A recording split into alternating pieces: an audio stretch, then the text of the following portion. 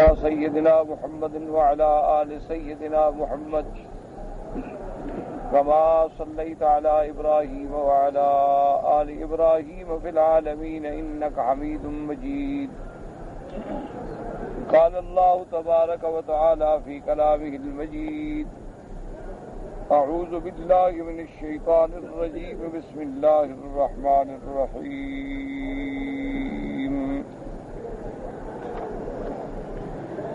الحمد لله الذي خلق السماوات والأرض وجعل الظلمات والنور ثم الذين كفروا بربهم يعدلون. هو الذي خلقكم من طين ثم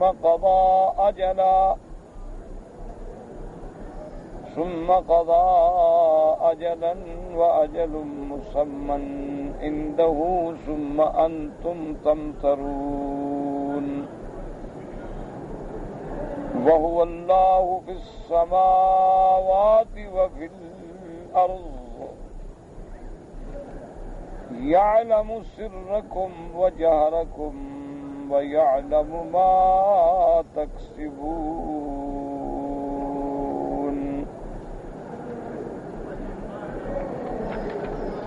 سورۃ الانعام سور مکیہ میں سے ہے،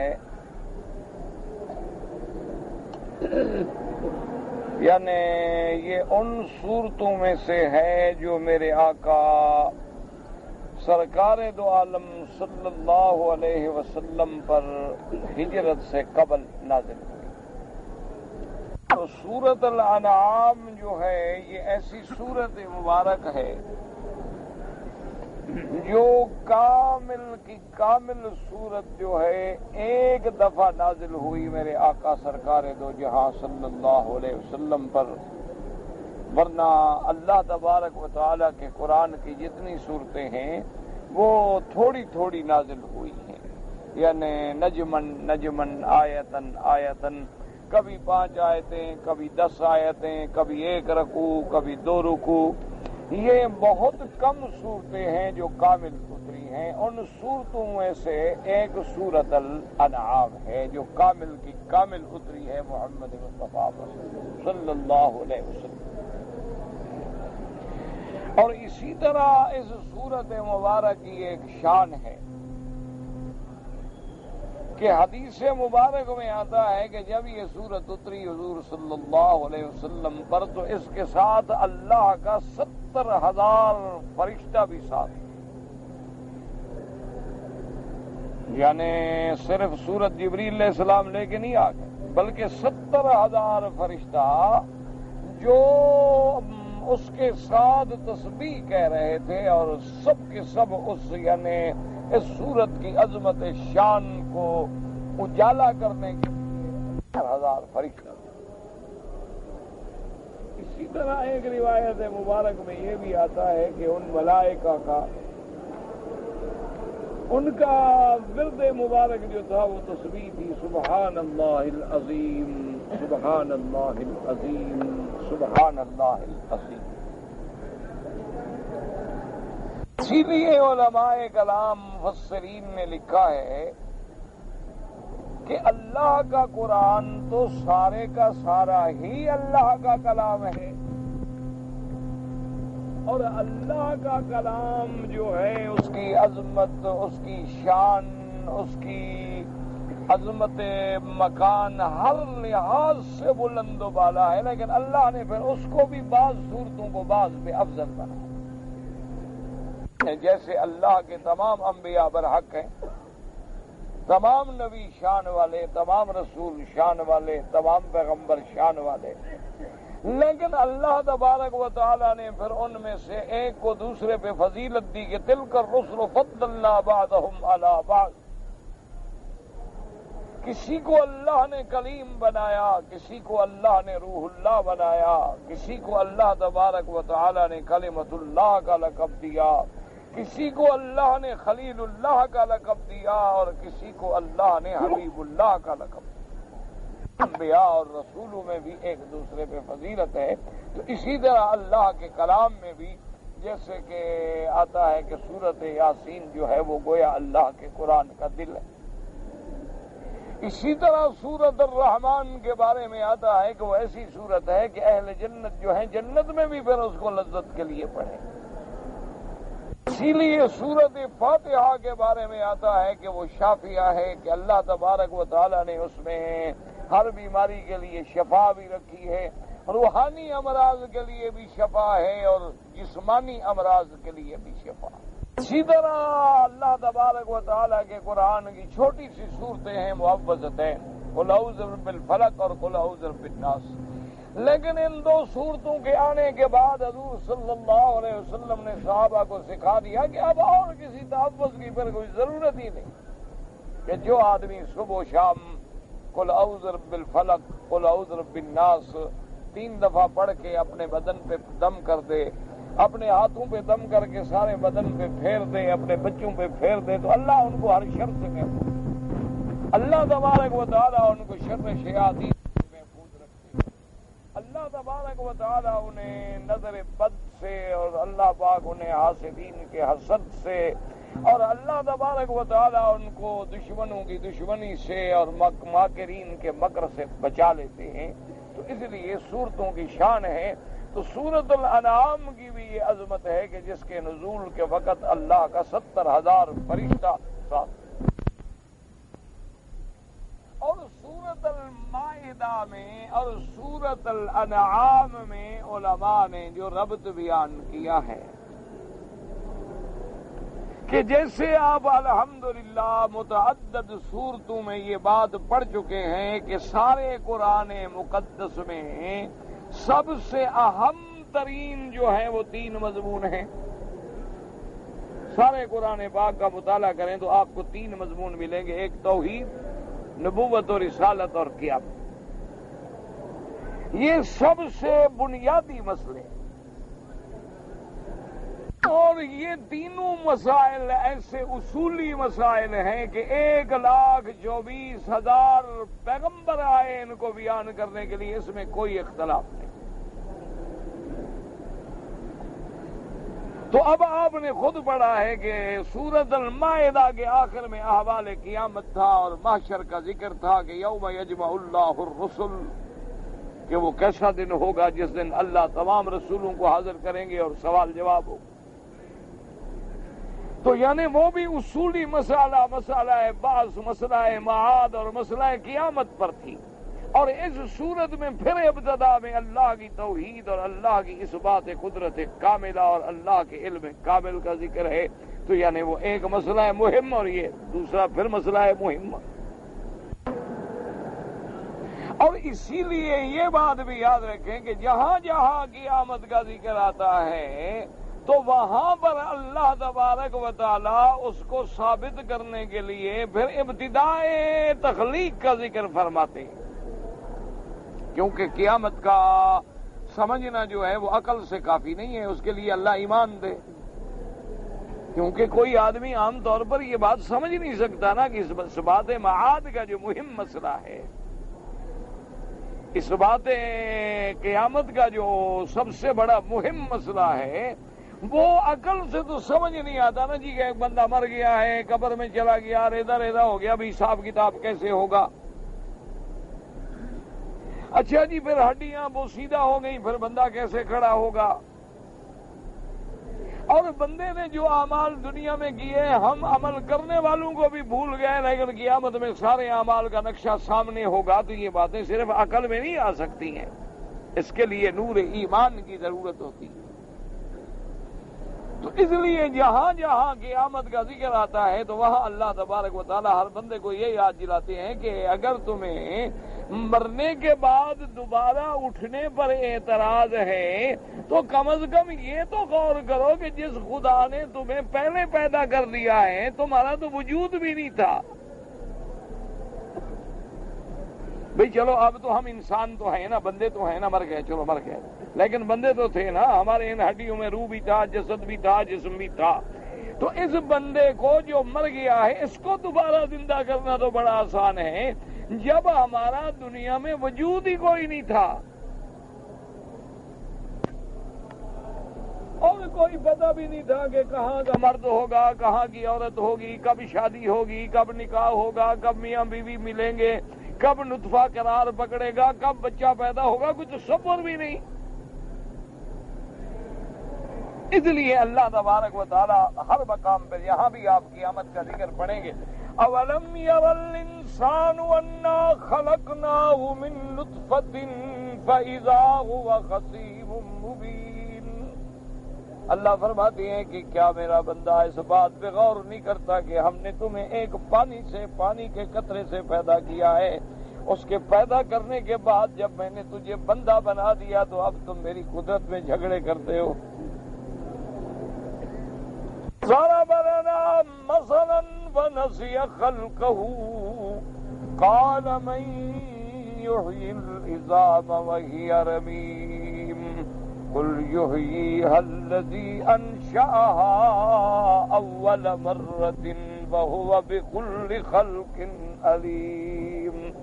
اللہ فرماتا ہے اب یہ میرا منکر بندہ، میری نعمتیں کھانے والا، میری زمین پہ چلنے والا، میری قدرت کے خلاف مثالیں دیتا ہے کہ دیکھو یہ ہڈی ہے، ریزہ ریزہ ہو گئی، مٹی بن گئی، اڑ گئی، اس سے خدا پھر بندے کو دوبارہ کیسا پیدا کریں گے؟ اللہ تبارک و تعالی نے فرمایا وہ بھول جاتا ہے کہ وہ خدا جو تمہیں عدم سے وجود میں لا سکتا ہے، وجود کے بعد تو تمہیں دوبارہ پیدا کرنا اس کے لیے کوئی مشکل نہیں ہے۔ جب تمہارا وجود بھی نہیں تھا، تم عدم میں تھے، تو ہم تمہیں عدم سے پھر وجود میں لے آئے۔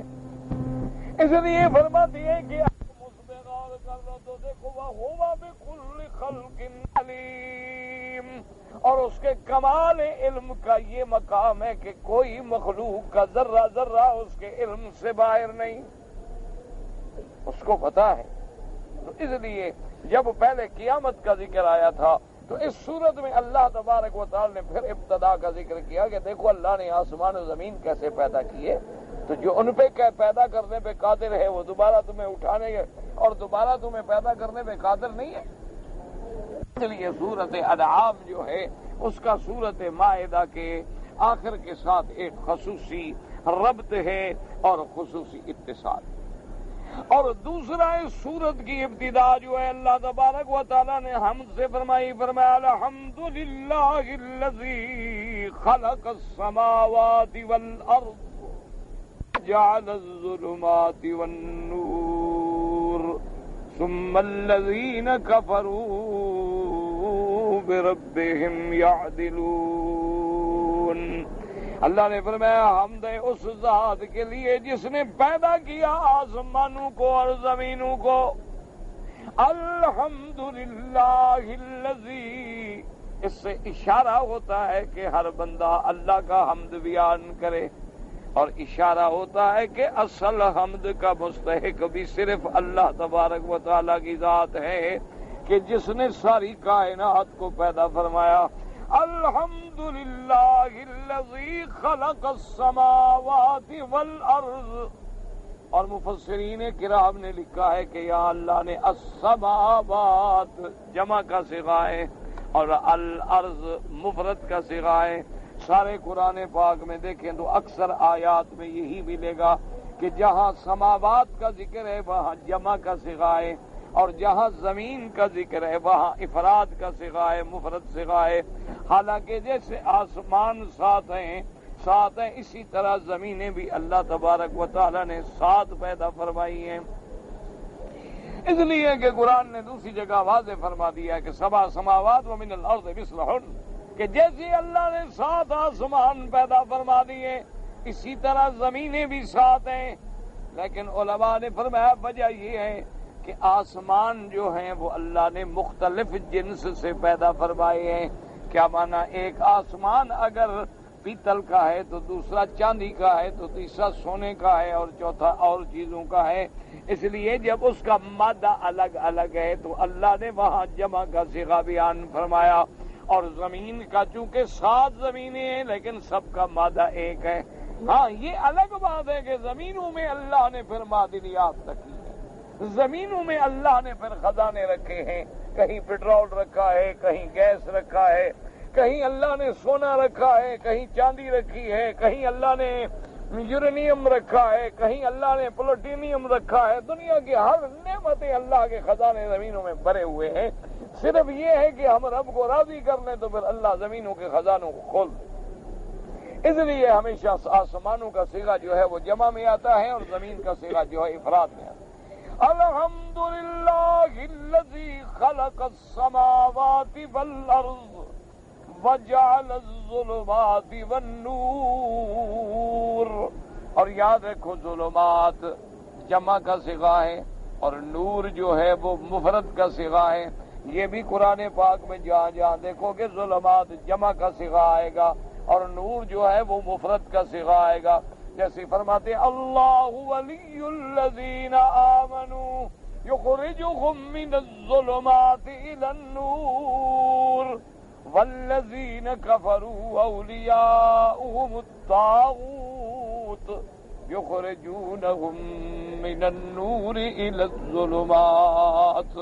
وہاں بھی ظلمات جمع کا صیغہ ہے اور نور جو ہے وہ مفرد کا صیغہ ہے۔ وجہ کیا ہے؟ نور سے مراد کیا ہے؟ ایمان، صراط مستقیم، وہ تو ایک ہے نا۔ اور ظلمات سے مراد کیا ہے؟ اندھیرے اور کفر کے رستے، تو وہ تو کئی رستے ہیں کفر کے۔ ایمان کا تو ہمیشہ ایک رستہ ہے جس میں دوسرا کوئی رستہ نہیں۔ اسی لیے ساری دنیا کے مذاہب پہ آپ نظر ڈالیں اور بڑے غور سے، فکر سے، تدبر سے غور کریں اور دیکھیں، خدا جانتا ہے کہ یہ تمام آسمان و زمین کے دلائل جو ہیں چیخ چیخ کر کہہ رہے ہیں کہ اسلام سچا مذہب۔ ایک ہے ضد کہ میں نہ مانوں، اس کا تو کوئی علاج نہیں نا دنیا میں، اس کا علاج تو کسی کے پاس کہ ایک آدمی یہ فیصلہ کر لیتا ہے کہ جی بس میں نہ مانوں، میں اس کا تو کوئی علاج۔ لیکن اگر منصف بن کر، عاقل بن کر، انسان بن کر، بغیر کسی عصبیت کے، تعصب کے، اللہ جانتا ہے آپ اگر غور کریں گے تو آپ کو یہ بات یعنی اعتراف کرنا پڑے گا کہ اگر مذہب ہے، دین ہے تو وہ دین اسلام۔ کیوں دیکھیں نا جی، اب یہودی ہے، بڑا اپنے آپ کو بڑا مذہبی سمجھتے ہیں، اپنے آپ کو بڑا مقدس سمجھتے ہیں کہ ہماری جیسی قومی دنیا میں کوئی نہیں۔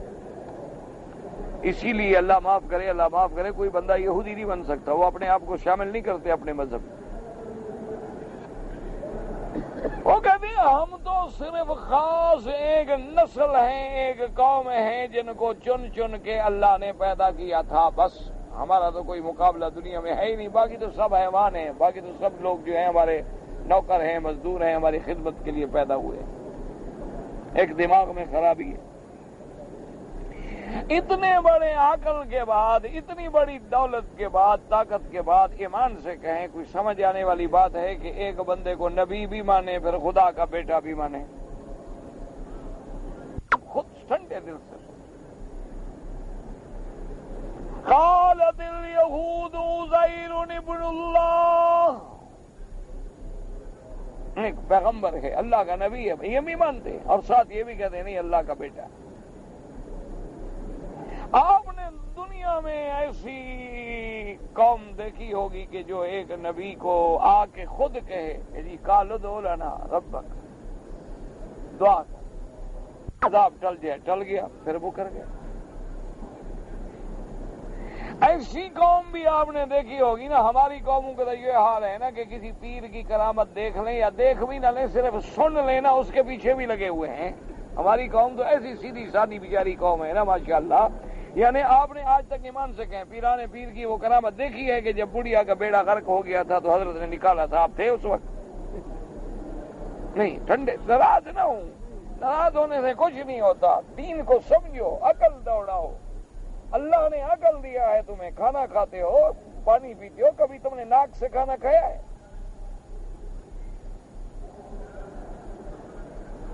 کبھی تم نے منہ بند کر کے پانی ناک سے پیا ہے؟ تمہیں پتا ہے کہ منہ سے پینا ہے، منہ سے کھانا ہے، ناک سے سونگنا ہے۔ کبھی تم نے ایسا کیا کہ آنکھوں پہ پٹی باندھو، کہو جناب آج کان دیکھیں گے؟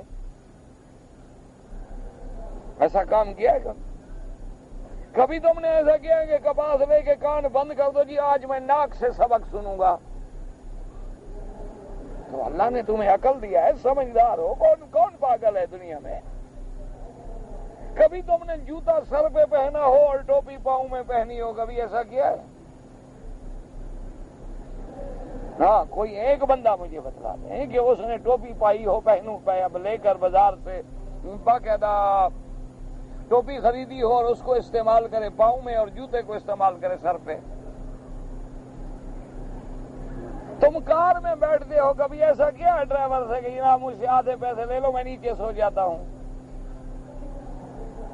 جب کار چلے گی تو مجھے بھی ساتھ گھسیٹ کے لے جائے گی، ایسا کیا ہے کبھی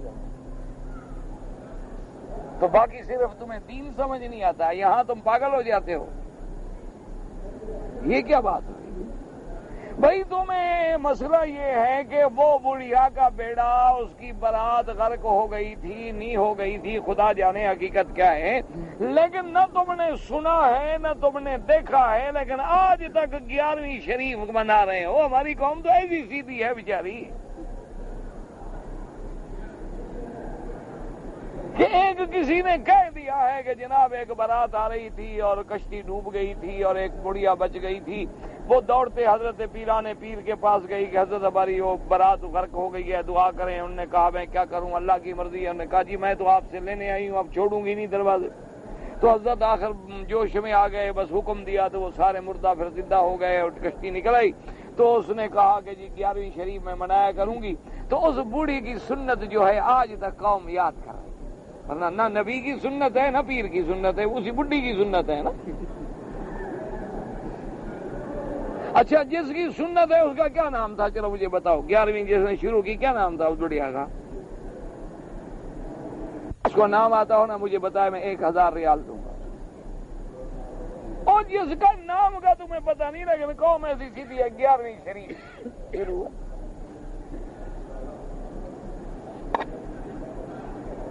ہماری قوم سے، لیکن یہ یہودی دیکھو اتنے بدبخت ہیں کہ کرامت تو کرامت نبی کا معجزہ دیکھا ہے کہ قوم دریا سے سالم نکل گئی ہے، دریا میں پلیں بن گئی ہیں، دریا میں درے بن گئے، دروازے بن گئے، اللہ نے نجات دے دی۔ فرعون غرق ہو گیا، باہر نکلے دیکھا کہ کوئی بت پرستی کریں، کہتے ہیں جعل لنا الہا، موسیٰ علیہ السلام ہمیں بھی ایک چھوٹا سا خدا ہمیں بھی بنا دو۔ ایسی پاگل قوم دنیا میں آپ نے کو دیکھی ہے؟ یعنی ابھی معجزہ دیکھ کے نکل رہے ہیں، لیکن کہتے ہیں یہ دیکھو جیسے انہوں نے خدا دیکھو نا سامنے رکھا ہے نا، ہم دیکھو اللہ میاں کو مانتے ہیں، خدا ہے، نہ دیکھا ہے نہ ہمیں نظر آیا ہے کبھی، یہ چلو کم از کم کچھ دل کو سمجھانے کے لیے خدا چھوٹا موٹا آگے کھڑا تو ہے نا۔ یہ الگ بات ہے کہ دھکا دیں تو خدا گر جائے گا، الگ بات ہے، اور اگر زور سے دیں تو خدا ٹوٹ بھی جائے گا،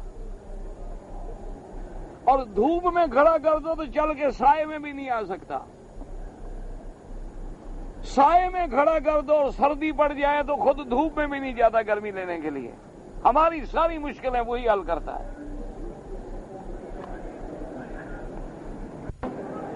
یعنی آپ کچھ سوچیں، کچھ عقل، اللہ نے عقل دیا ہے نا، اللہ نے آپ کو انسان بنایا ہے، احسن تقویم بنایا ہے۔ ایسی قومیں ہیں کہ معجزات دیکھنے کے بعد، اور اتنا بڑا معجزہ کہ 6 لاکھ بندہ دریا سے گزر جائے اور پانی پاؤں کو بھی نہ لگے۔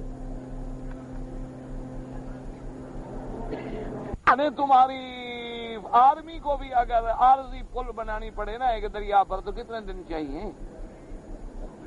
لیکن یہ معجزے کی پل دیکھو نا، بس اشارہ ہوا، اللہ نے حکم دیا کہ جی بس ایسے پانی پہ بس آسا مار دو، آسا مار دیا، پل بن گئی۔ یہ سب کچھ دیکھنے کے بعد یہ، اسی لیے حضور پاک نے جب بنی قریظہ کا محاصرہ کیا، بنی قریظہ جو مدینہ منورہ میں یہود آباد تھے اور ان کے بڑے بڑے سردار تھے اور بڑے بڑے قلعے تھے، تو حضور غصے میں آ گئے، انہوں نے فرمایا یا اخوان القردۃ والخنازیر۔ حالانکہ حضور کبھی غصے میں ایسا لفظ نہیں فرماتے، ساری زندگی میرے مدنی کی زبان سے گالی نہیں نکلی، ساری زندگی میرے مدنی پاک کی زبان مبارک پہ کوئی ایسا لفظ نہیں آیا جو دشمن کو بھی برا لگتا ہو، لیکن یہود کے مقابلے پہ حضور جوش میں آ گئے، فرمایا یا اخوان القردۃ والخنازیر، اے بندروں اور خنزیروں کی بھائیوں، تمہاری تو نسل خنزیر اور بندر سے، تم اللہ کے نبی کے ساتھ معاہدہ کر کے دھوکہ کرتے ہو۔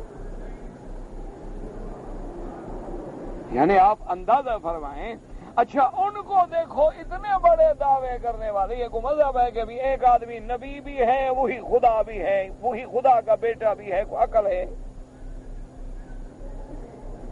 اچھا جی نصرانی تم کہتے ہو نا کہ بڑی ترقی یافتہ قوم ہے، عیسائی، نصرانی، صلیبی، مسیحی، ان کو سمجھتے ہو نا جی کہ بڑی ایڈوانس قوم ہے، اور اس وقت اس کا پوری دنیا پہ ورلڈ آرڈر کا سکہ چل رہا ہے، ان کا عقل دیکھا ہے، کہتے ہیں عیسیٰ علیہ السلام خدا کا بیٹا ہے۔ اچھا بھی چلو اسی بات پہ پکے رہو۔ دوسرے کہتے ہیں نہیں خدا کا بیٹا نہیں، وہ تو خود خدا ہے۔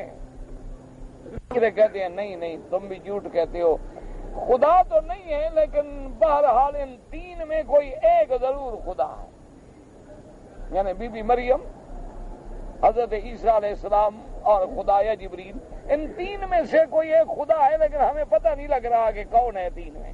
چلو بس تینوں کا خیال رکھتے رہو، ان میں جو بھی خدا ہوگا ہمارا کام تو ہو جائے گا نا۔ اب ایمان سے کہو یہ کو مذہب ہے؟ آپ مجھے ٹھنڈے دل سے راضی ہیں، جو قوم فخر کرتی ہے کہ ہم اس وقت بڑے معراج پہ ہیں، بڑی ترقی پہ ہیں، اور پوری دنیا کو ہم نے مسخر کر رکھا ہے، فضاؤں کو ہم نے مسخر کر رکھا ہے، خلا میں ہمارا تصرف ہے، اور پوری دنیا میں ٹیکنالوجی کے ہم بادشاہ ہیں، ہم نے یہ کر دیا ہے۔ تمہاری عقل کا تو یہ عالم ہے کہ تمہیں آج تک یہ پتہ نہیں لگا کہ عیسیٰ علیہ السلام خدا ہے، نبی ہے، خدا کا بیٹا ہے، ثالث و ثلاثہ ہے، کیا ہے؟ اچھا اس ترقی یافتہ قوم سے پوچھو کہ تمہارے پاس حضرت عیسیٰ علیہ السلام کی کتاب ہے انجیل، یہ عیسیٰ علیہ السلام نے لکھ کے تمہیں دی ہے؟ عیسیٰ علیہ السلام کے زمانے میں لکھی گئی، عیسیٰ علیہ السلام کے زمانے کے بعد فوراً محفوظ کر دی گئی تھی؟ یہ بتا سکتے؟ اور پھر یہ بھی نہیں بتا سکتے کہ تین انجیل ہیں، وہ کہتے ہیں یہ ٹھیک ہے، وہ کہتے ہیں یہ ٹھیک ہے، وہ کہتے ہیں یہ ٹھیک۔ اچھا ابھی یہ ہیں کہاں سے آئے؟ کہتے ہیں وہ ان کے شاگرد تھے جنہوں نے بعد میں نقل کیے ہیں، جمع کیے ہیں۔ یہ کو مذہب ہے؟ آپ خود سوچیں۔ اچھا جی اب یہود و نصارہ کو آپ نے دیکھ لیا، اب آپ آگے آئے جناب ہندو دیکھیں، 33 کروڑ دیوتا ہے، یعنی ہندو کم خدا زیادہ، یعنی مخلوق کم ہے خدا بہت ہیں۔ 33 کروڑ دیوتا، اور دیوتا بھی ہر قسم کا ہے، عورتیں ہیں اس میں، مرد ہیں اس میں، جانور کی شکل میں ہے، سانپ کی شکل میں ہے، کبھی گنگا کی شکل میں ہے، کبھی جمنا کی شکل میں ہے۔ اور پھر جناب یہ عقیدہ دیکھیں گے جی اپنے ہاتھ سے آگ لگا دیں گے، کیوں؟ نے کہا جی بس یہ پاپی دنیا جو ہے نا، دنیا میں بندہ گناہ کرتا ہے، کچھ کرتا ہے، بس یہی سزا دے دو، جل گیا، ختم رے، لاکھ ہو گیا۔ اس کے بعد جو ہے وہ کہتے ہیں جی وہ ہمارا ابا جو جل گیا نا کل، جس کو ہم نے جلایا تھا، آج وہ کتے کی روح میں آ گیا۔ ہندو تناسخ کے قائل ہیں، کہتے ہیں بندر کی روح میں آ گیا، کبھی کوے کی روح میں آ گیا، کبھی کسی جانور کی روح میں آ گیا، اور اس کے بعد جو ہے وہ جناب اس کو اپنا اچھا پھر اس راکھ کو لیتے ہیں، پھر اس کو اڑاتے ہیں، پھر جمنا ڈالتے ہیں، کچھ گنگا میں ڈالتے ہیں، کچھ کرتے ہیں، سارا کو اچھا، اور جو چیز نظر آ جائے وہ خدا ہے، دیوی ہے، دیوتا ہے۔ اچھا کوئی عورت بھی حسین ہے وہ بھی دیوی ہے۔ سانپ کھڑا ہو جائے سجدے میں گر جائیں گے، کہیں گے ماشاءاللہ ناگ دیوتا آ گیا، ناگ۔ کیوں بھی یہ کیوں خدا ہے؟ وہ کہتے ہیں جی خدا کی صفت ہے مارنا، یہ بھی تو جس کو ڈنگ مارے وہ مر جاتا ہے نا، خدا تو ہوا نا، یہ بھی اس میں بھی خدائی ایک آدھی صفت ہوئی نا۔ اب آپ اندازہ کریں یہ دنیا کا مذہب ہے، سارے جناب پیپل کا پوجا کرتے ہیں، کیوں؟ وہ کہتے ہیں جی وہ سیتا جو تھی نا اس کی اس پتے نے حفاظت کی تھی، اس کی عصمت کو بچایا تھا، اس لیے اس کی پوجا کر رہا۔ آپ خود مجھے فیصلہ کریں، اب اعتراض کرنے کا مقصد نہیں، خود فیصلہ کریں۔ اچھا، پھر ہر ہندو جو ہے جناب اس کا یہ عالم ہے کہ ایک گھر میں 4 آدمی ہیں، اکٹھے بیٹھ کے کھانا نہیں کھا سکتے، ایک کا منہ ادھر ہوگا، ایک کا ادھر ہوگا، ایک کو ادھر ہوگا، ایک کا ادھر ہوگا، کسی نے روٹی پکڑی ہوئی آپ نہیں کھا رہا۔ یعنی آپ نے ایسا بھی دنیا میں دیکھا ہوگا کہ بت ہے شنکر ان کا بت ہے، کہتے ہیں جناب اتنے عرصے کے بعد وہ دودھ پینے لگ گیا۔ ہمارا خدا جو ہے وہ دودھ مانگ رہا ہے، بھوکا ہو گیا بیچارہ، پیاس لگی ہے اس کو، خدا بھوکا ہو گیا دودھ پیتا ہے۔ وہ جو خود بھوکا ہے، پیاسا ہے، دودھ پینے کا محتاج ہے، تمہیں مٹی کا دودھ پلائے گا؟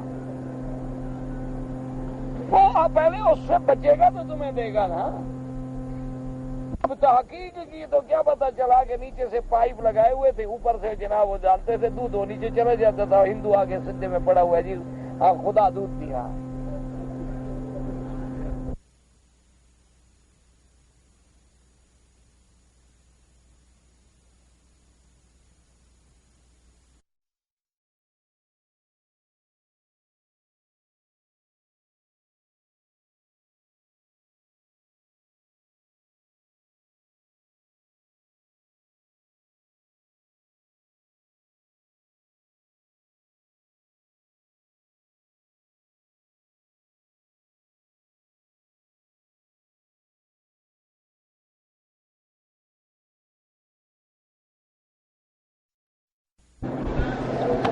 آپ مجھے سمجھائیں، دنیا میں یہ بھی کوئی مذہب ہے کہ آدمی اپنے ہاتھوں سے جا کر ایک آدمی کو دفن کرتا ہے، قبر بناتا ہے، دفن کرتا ہے، خود اس کا جنازہ پڑھتا ہے، قبر پہ مٹی ڈالتا ہے، پھر اس پر ماشاءاللہ سنگ مرمر لگاتا ہے، پھر کبے بناتا ہے، اور جب اچھی طرح مضبوط قبر بنا دیتا ہے کہ کہیں اٹھ کے نہ آ جائے نا مرشد، مضبوط اوپر اچھا پتھر لگاؤ مضبوط، کچی مٹی سے تو اٹھ سکتا ہے نا۔ جب سب کچھ کر دیتا ہے، اب کھڑا ہے، مہربانی کرو جی ہماری مشکل حل کرو۔ وہ بھی اللہ کے بندے، قبر تم بنا رہے ہو تو وہ تمہاری مشکل کیسے حل کریں گے؟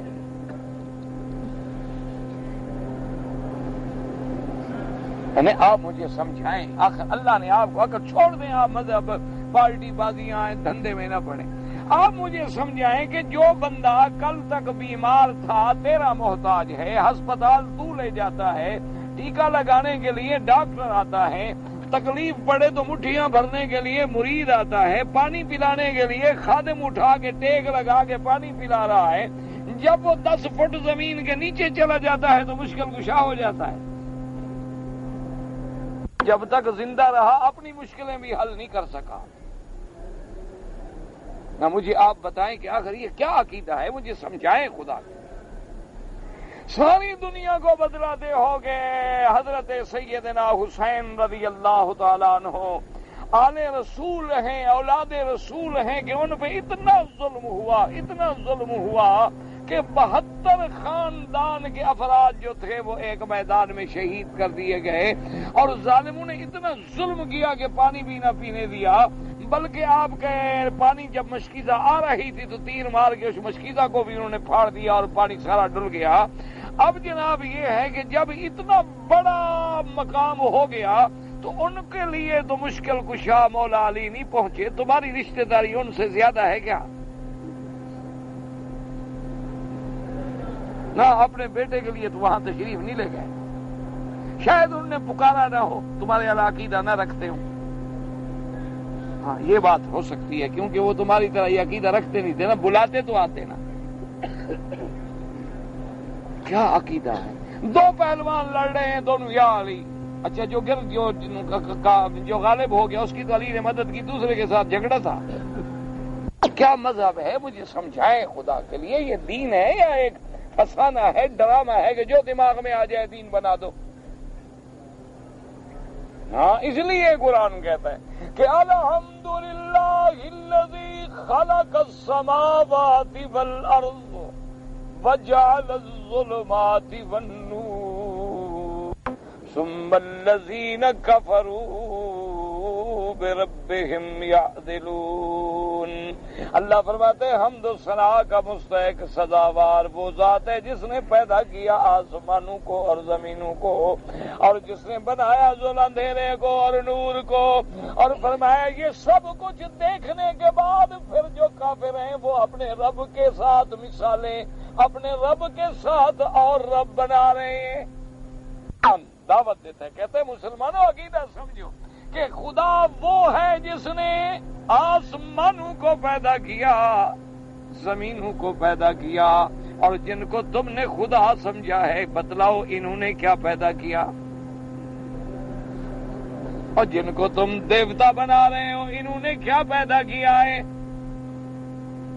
اگر سارے جہان کی مخلوق اکٹھی ہو جائے، اللہ فرماتے ہیں ایک مکھی بھی نہیں بنا سکتے، مچھر کا پر بھی نہیں بنا سکتے۔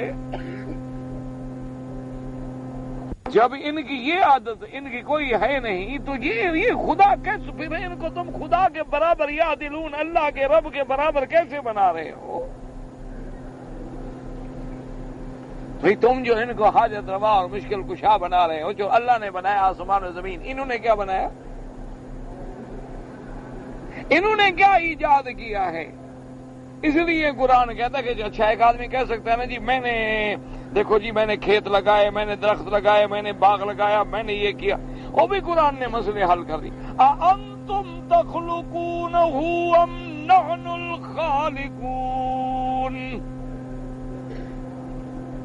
اور دوسرے مقام پہ فرماتے ہیں کہ میرے بندے اَأَنتُمْ تَزْرَعُونَهُ أَمْ نَحْنُ الزَّارِعُونَ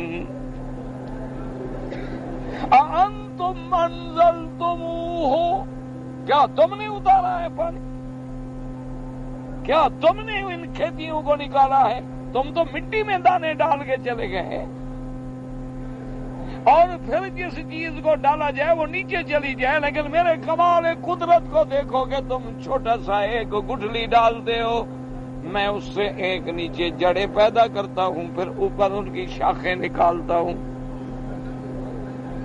وہ مٹی کو چیر کے باریک باریک سی بالکل ایسے بال کے برابر جو ہے نکل رہی ہیں، پھر میں ان کو طاقت دیتا ہوں، قوت دیتا ہوں، وہ اپنے پاؤں پہ کھڑی ہوتی ہیں، پھر ان میں دانے لگاتا ہوں۔ انتم انزلتموه من المزن ام نحن المنزلون۔ اس لیے قرآن دوسرے مقام پہ کہتے ہیں انتم انشأتم شجرتها ام نحن المنشئون۔ فرمایا میرے بندے تو نے تو کھجور کھا کے گٹھلی پھینک دی، اس گٹھلی سے کھجور کس نے پیدا کی؟ اس گٹھلی سے آم کس نے پیدا کیا؟ درخت کس نے پیدا کیے ہیں؟ پانی کس نے اتارا ہے؟ زمینیں کس نے پیدا کی ہیں؟ یہ سب کچھ دیکھنے کے بعد پھر تم میرے برابر اور خدا ڈھونڈ رہے ہو؟ اور پھر غور کریں قرآن پاک میں کہ جب آیا آسمان و زمین کا ذکر تو فرمایا خلق، اور جب آیا ظلمات و نور کا ذکر تو فرمایا جعل۔ الحمدللہ الذی خلق السماوات والارض وجعل الظلمات والنور۔ پھر ظلمات کو مقدم کیا، نور کو مؤخر کیا۔ اس لیے علماء فرماتے ہیں کہ پہلے تو اندھیرا تھا، پھر اللہ تبارک و تعالیٰ نے روشنیاں پیدا کی، پھر روشنیاں مختلف تھیں لیکن اصل ہر چیز کا اندھیرا ہے۔ جیسے بندے کا اصل کیا ہے؟ عدم، کچھ بھی نہیں، وجود بھی نہیں، ذکر بھی نہیں، پھر اللہ نے پیدا کیا، اس لیے ہر چیز میں اندھیرا ہے۔ پھر اللہ تبارک و تعالیٰ نے کبھی اس کے ساتھ ایسے آلات پیدا کیے، کبھی سورج ہے، کبھی چاند ہے، کبھی تارے ہیں، کبھی کچھ ہے، ان سے پھر اللہ نے نور بنایا۔ تو اصل تو ہر چیز کا ظلمت تھی، اس لیے اصل کو مقدم کیا۔ اور علماء نے فرمایا خلق السماوات والارض، چونکہ یہ مستقل بھی ذات ہے، آسمان بھی اور زمینیں بھی، لیکن نور اور اندھیرا کوئی مستقل بھی ذات چیز نہیں ہوتی، وہ تو اسباب اور عوارض ہے۔ سورج نکلے گا تو روشنی ہو جائے گی، ڈوبے گا تو اندھیرا ہو جائے گا، وہ تو عوارض ہیں، وہ بذات کچھ نہیں ہوتے۔ اس لیے اللہ وہاں فرماتی ہیں وَجَعَلَ الظُّلُمَاتَ وَالنُّورَ، وہاں فرمایا خَلَقَ، وہاں فرمایا جَعَلَ، کیونکہ وہ مستقل بذات آسمان پیدا کیے، زمینیں پیدا کی، لیکن ظلمات و نور جو ہے وہ عوارض ہیں، وہ عارضی چیزیں ہیں، وہ تو اسباب کے ساتھ پیدا ہوتی ہیں۔ کہ رات ہے، چاند نکلا، روشنی ہو گئی، ختم ہو گیا تو روشنی ختم ہو گئی، اس لیے فرمایا وَجَعَلَ الظُّلُمَاتَ وَالنُّورَ۔ یہ سب کچھ پیدا کرنے کے بعد فرمایا ثُمَّ الَّذِينَ كَفَرُوا بِرَبِّهِمْ يَعْدِلُونَ۔ میری اتنی قدرتیں دیکھنے کے بعد، میرے آسمان کے نیچے رہنے کے بعد، میری زمین پہ چلنے کے بعد، ظلمات و نور کو دیکھنے کے بعد، پھر ان کافروں کو دیکھو کہ خدا کے مماثل خدا بنا رہے ہیں، خدا کے برابر ڈھونڈ رہے ہیں کہ یہ بھی دیوتی ہے، یہ بھی دیوا ہے، یہ بھی خدا ہے، یہ حاجت روا ہے، یہ کلندر ہے، یہ آدھا کلندر ہے، یہ 2.5 کلندر ہیں، یہ بچے دینے والا ہے، یہ اولاد دینے والا ہے، یہ مشکلیں حل کرنے والا۔ اللہ فرماتے ہیں اس سے بڑا کفر کیا ہو سکتا ہے؟ اور اس کے بعد فرماتے ہیں هُوَ الَّذِي خَلَقَكُم مِّن طِينٍ ثُمَّ قَضَىٰ أَجَلًا وَأَجَلٌ مُّسَمًّى عِندَهُ ثُمَّ أَنتُمْ تَمْتَرُونَ۔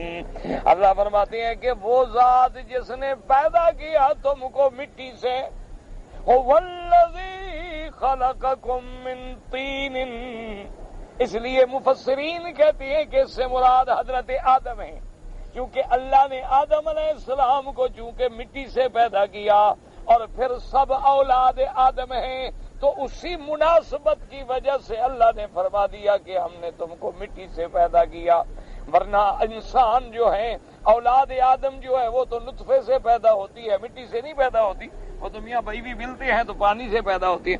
فَلْيَنظُرِ الْإِنسَانُ مِمَّا خُلِقَ مِن مَّاءٍ دَافِقٍ يَخْرُجُ مِن بَيْنِ الصُّلْبِ وَالتَّرَائِبِ۔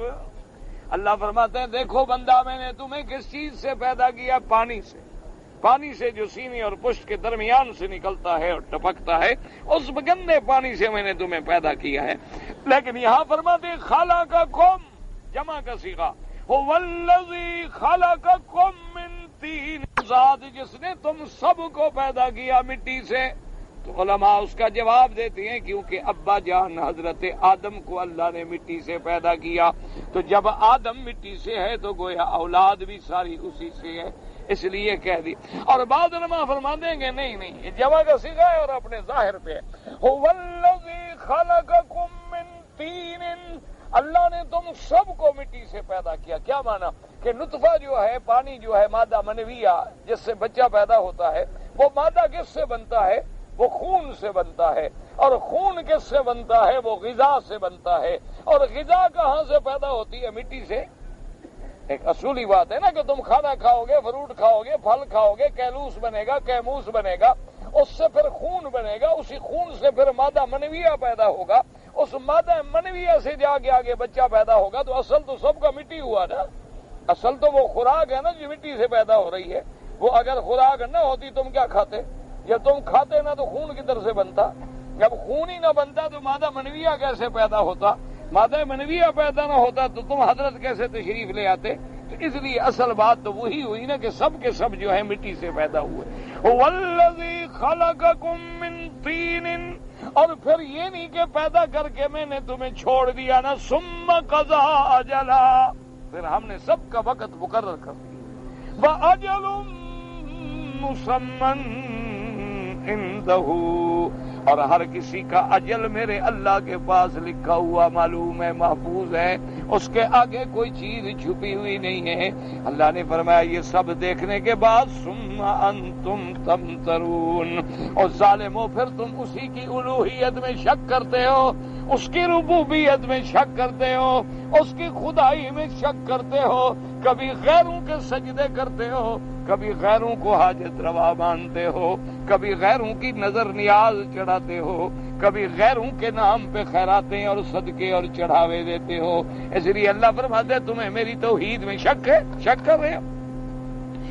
ثم انتم تمترون وهو الله في السماوات وفي الأرض يعلم سركم وجهركم ويعلم ما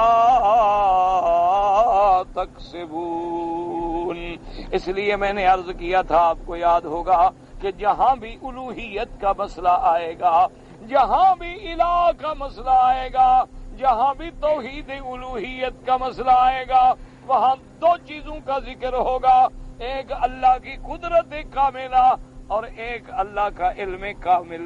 ان دو صفتوں کا ضرور ذکر ہوگا. اس لیے دیکھیں پہلے قدرت کاملہ کا ذکر آیا, هو الذی الحمد للہ الذی خلق السماوات والارض وجعل الظلمات والنور ثم الذین کفروا بربهم يعدلون. هو الذي خلقكم من طين ثم قضى أجلا وأجل مسمى عنده ثم أنتم تمترون. اور آگے پھر کمال علم کا ذکر آتا ہے, وهو الله في السماوات وفي الأرض يعلم سركم وجهركم وَيَعْلَمُ مَا تَكْسِبُونَ. اللہ سے دعا کریں اللہ ہمیں بھی صحیح عقیدے پہ قائم رکھے, اور اللہ ہر مسلمان کو عقیدہ توحید نصیب فرمائے, اور جو فوت ہو گئے اللہ ان کی قبروں کو باغ جنت بنائے, اور جو ہم زندہ ہیں اللہ سب کو ہدایت استقامت نصیب فرمائے. اور دعا کریں اللہ خاتمہ خیر پہ فرمائے, اللہ ہر مسلمان کا خاتمہ خیر پہ کر دے. مسلمانوں بس اسی کا فکر کرو کہ مرنا ہے, بس وہ منظر اللہ آسان کر دے. دنیا ہے گزر جائے گی, یہ تو اچھے کی بھی گزر جاتی ہے, برے کی بھی گزر جاتی ہے, امیروں کی بھی گزر جاتی ہے, غریبوں کی بھی گزر. اصل منزل وہ ہے قبر کی. بس دعا کر کے مرنے کے وقت زبان پہ جاری ہو لا الہ الا اللہ محمد الرسول اللہ. اللہ خاتمہ خیر پہ کر دے, اور اللہ ہمارے آخر جو ہے وہ اچھے بنائے. اگر کوئی آدمی مکے میں رہنے والا مدینہ منورہ جا رہا ہے زیارت کے لیے, تو اس کو طواف وداع کرنا چاہیے. ہاں کرنا چاہیے, چونکہ جب آدمی یاد رکھیں اپنے آفاقی بنتا ہے, یعنی میقات سے باہر نکلتا ہے, تو مدینہ منورہ جو ہے میقات ہے. تو اس لیے علماء نے لکھا ہے کہ اس کے لیے افضل یہی ہے کہ وہ طواف الوداع کر لے, کیونکہ زندگی کا تو کوئی پتہ نہیں راستے میں موت آ جائے, پتہ نہیں مدینے میں موت آ جائے, کہاں موت آ جائے, تو پھر آدمی اس نعمت سے تو محروم ہو گیا نا. بہرحال اگر نہ کرے تو کوئی دم شم نہیں پڑے گا, یعنی کوئی جرمانہ تو نہیں ہوگا, اس کے لیے طواف الوداع کو واجب نہیں ہے. لیکن افضل یہی ہوتا ہے کہ ان یکون آخر العہد بالبیت, آخری کام آدمی اللہ کے گھر کا کیا ہے, طواف, تاکہ جائے تو طواف کر کے جائے, واپس آئے تو پھر احرام باندھ کے آئے اور عمرہ کرے.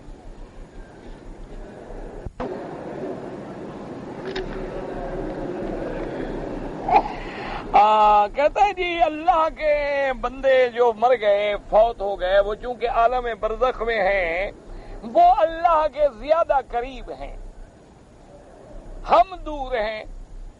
تو ہم ان کو جب کہیں گے جی ہماری مشکل کے لیے آپ اللہ سے کہیں, تو وہ اللہ کے قریب بیٹھے ہیں نا, وہ تو جلدی جلدی کہہ دیں گے نا, ہم تو دور ہیں. تو نحن اقرب الیہ من حبل الورید, یہ کس کے بارے میں ہے, برزخ والوں کے بارے میں ہے یا سب کے بارے میں ہے, کہ ہم تمہاری شاہ رگ سے بھی, تو آپ برزخ والے قریب ہیں یا ہمارے زیادہ قریب ہیں؟ ان کی تو شاہ رگ ختم ہو گئی, ہماری تو شاہ رگ ابھی کام کر رہی ہے نا. تو اب اللہ ہم سے زیادہ قریب ہے یا ان کے زیادہ قریب ہے؟ اب یہ تمہاری مرضی ہے, خود سوچ لیں. اچھا ویسے بھی اصولی طور پر ایک آدمی سامنے بیٹھا ہے, ایک کمرے میں بند ہے, تو تمہاری تکلیف یہ سامنے والا زیادہ دیکھے گا یا بند والا زیادہ دیکھے گا؟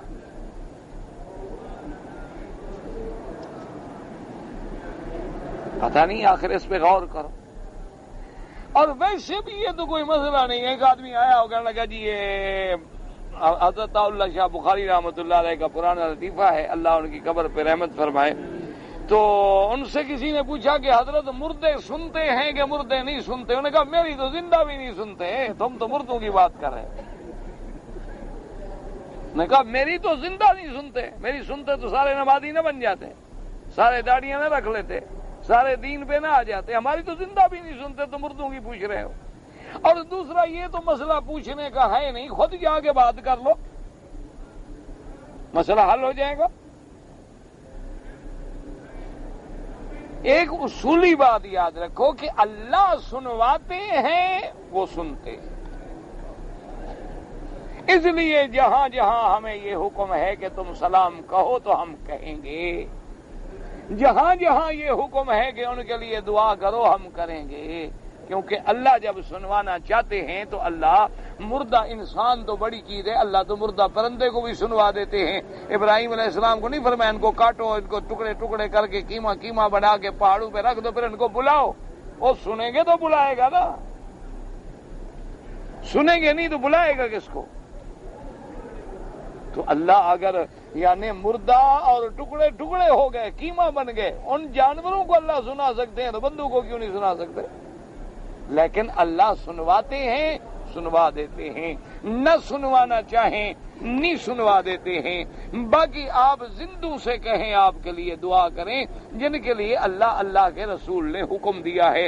حضور پاک نے حضرت عمر جب جا رہے تھے عمرے کے لیے، اجازت لینے کے لیے آئے کہ یا رسول اللہ میں مکہ جا رہا ہوں عمرے کے لیے، فرمایا میرے لیے دعا کرنا، ہمیں دعا میں نہ بھول جانا۔ اس لیے علماء نے مسئلہ نکالا کہ زندہ کے پاس جاؤ، بزرگ ہے، عالم ہے، اللہ والا ہے، کہ جی میرے لیے دعا۔ اگر یہ بھی حکم ہوتا کہ بھائی ہم بزرگوں کو مرنے کے بعد جا کے درخواست کریں کہ تم اللہ کے قریب ہو، تو حضور بھی تو حکم دیتے، بابا حضرت حمزہ سے جا کے کہو۔ حضور حکم فرماتے، صحابہ حکم دیتے۔ اس لیے یہ اپنی طرف سے مسئلے نہ کھڑے کرو جی وہ قریب ہیں ہم دور ہیں۔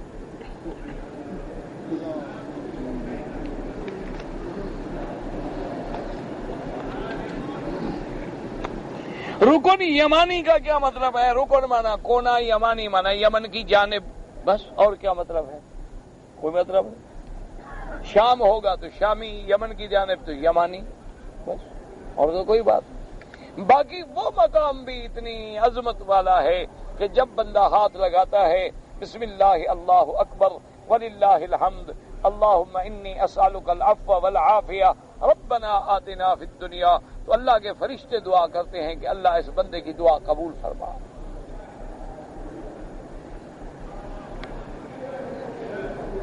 خانہ کعبہ جو ہے وہ حضرت ابراہیم علیہ السلام سے پہلے بھی تھا، وہ اللہ کے بندے، وہ تو آدم سے بھی پہلے تھا۔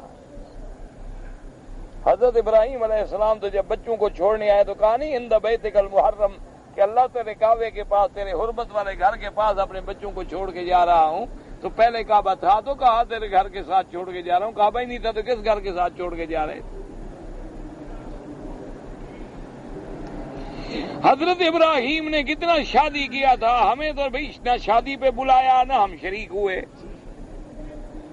ویسے مشہور دو بیویاں ہیں، باقی اللہ کو پتا ہے کیونکہ ہم تو شادی میں شریک تھے نہیں۔ تمہیں حضرت ابراہیم کی شادی کا کیا فکر ہے؟ تم اپنا تو فکر کرو، تمہاری کتنی شادیاں ہیں؟ اس کو حضرت ابراہیم کی شادی کا فکر پڑ گیا ہے۔ 2 شادیاں تھیں ان کی جو مشہور ہیں، باقی اللہ کے۔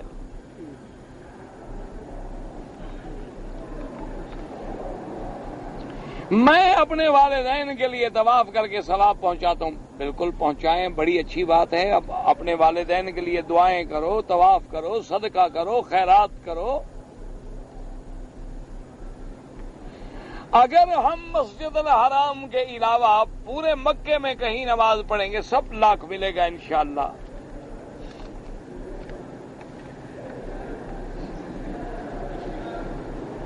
میری والدہ جو ہے فوت ہو گئی ہیں، لیکن میں خواب میں ان کو دیکھتا ہوں کہ وہ زندہ ہیں۔ ٹھیک ہے، اچھی بات ہے، مانا یہ ہے کہ اللہ کی ان پر رحمت ہے، اللہ نے ان کو عذاب سے بچا لیا ہے۔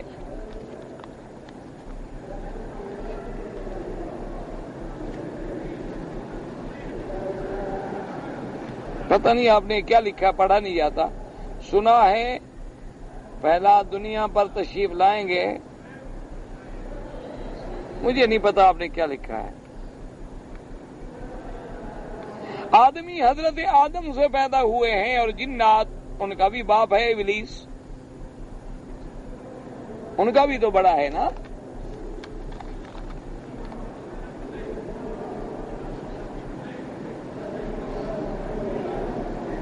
میں نماز پڑھ رہا ہوں اور میرے آگے بچہ آ جائے، نماز نہیں ٹوٹتی بچے آنے سے.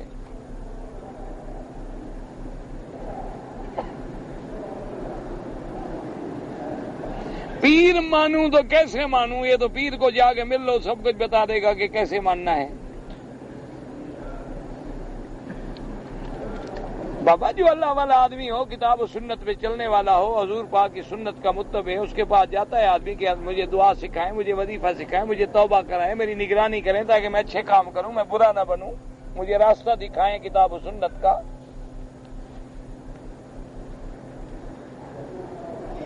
بعض لوگوں کا عقیدہ ہے کہ منی پاک ہے، ٹھیک ہے ان کا عقیدہ، ہمیں تو جھگڑا نہیں.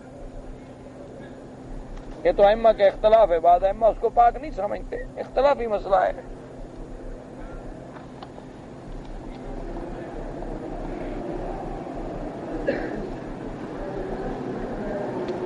ائمہ فقہا جو ہے نا جی، وہ سب کے سب قرآن و سنت کے تابع ہیں، اور جو ان کا دشمن ہے ان کو گالی دیتا ہے، مجھے تو اس کے ایمان پہ بھی شک ہے.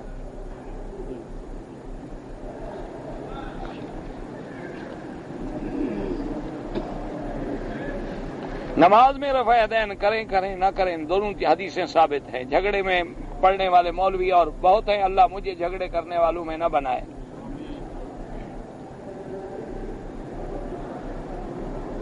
بغیر مدت والا مال جو ہے فروخت کرنا بالکل حرام ہے. جس کی ڈیٹ گزر گئی مسلمانوں کے لیے نقصان دہ ہے، اس کا بیچنا حرام ہے.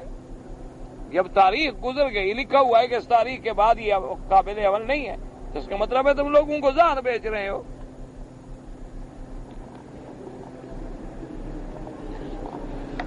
جو بھی ایسا کرتا ہے وہ گناہگار ہے. ہر چیز کی ایک ڈیٹ ہے، تاریخ ہے، دوا ہو یا خوراک ہو.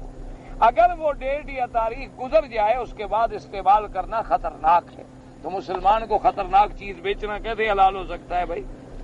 اللہم صلی علی سیدنا محمد وعلی آل سیدنا محمد کما صلیت علی ابراہیم وعلی آل ابراہیم فی العالمین انک حمید مجید.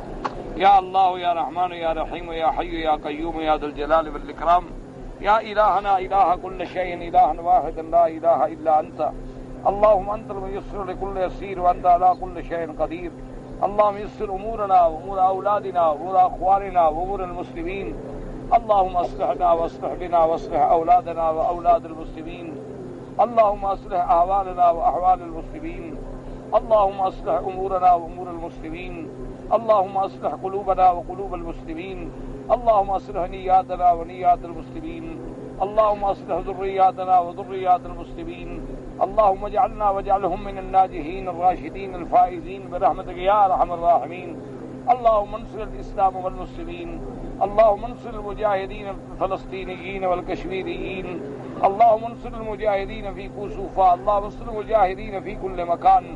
اللهم انصرهم نصرا مؤيدا مؤزرا برحمتك يا ارحم الراحمين. اللهم اهلك اعداءك اعداء الدين. اللهم اهلك سرب الظالمين. اللهم انزل عليهم باسك الذي لا يرد عن القوم المجرمين. اللهم لا تجعلنا مزغة للمازغين، لا تجعلنا عقدة للآكلين، لا تجعلنا فتنة للقوم الظالمين. صلى الله تعالى على خير خلقه سيدنا ومحمد وعلى آله وأصحابه أجمعين برحمتك يا أرحم الراحمين.